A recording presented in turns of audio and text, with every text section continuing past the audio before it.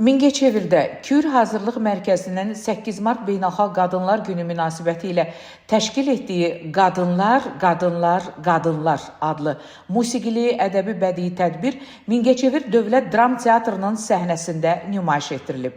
Tədbirin aparıcısı qonaqları salamladıqdan sonra Ulu Öndər Heydər Əliyevin və torpaqlarımızın azadlığı uğrunda şəhid olan igidlərin ruhları bir dəqiqəlik sükutla yad edilib. Azərbaycan Respublikasının dövlət himni səsləndirilib. Daha sonra kursun direktoru Rübayıl Nəbiyev çıxış edərək müəllimləri, dəyərli valideynləri, şagirdləri 8 mart Beynəlxalq Qadınlar Günü münasibəti ilə təbrik edib.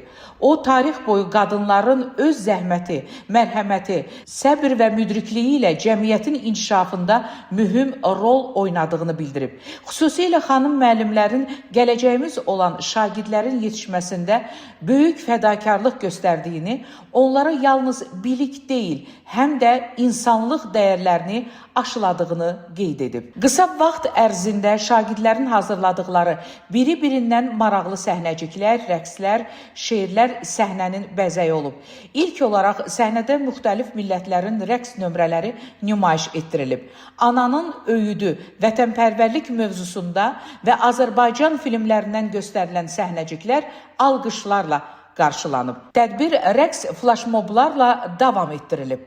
Kür Hazırlıq Mərkəzi olaraq Mingəçevir şəhərdə Dövlət Dram Teatrında valideynlərimiz üçün, müəllimlərimiz üçün 8 mart proqramı təşkil etmişik. Buradan bütün valideynlərimizi, müəllimələrimizi, bütün Mingəçevir şəhərində və Azərbaycanda olan xanımların 8 mart Beynəlxalq Qadınlar Günü münasibətilə səmimi qəlbdən təbrik edirəm. Xeyirli uğurlu olsun, ilimiz düşərli olsun. Rahim İbrahimoğlu, Könül Həbib qızı bugün informasiya proqramı üçün.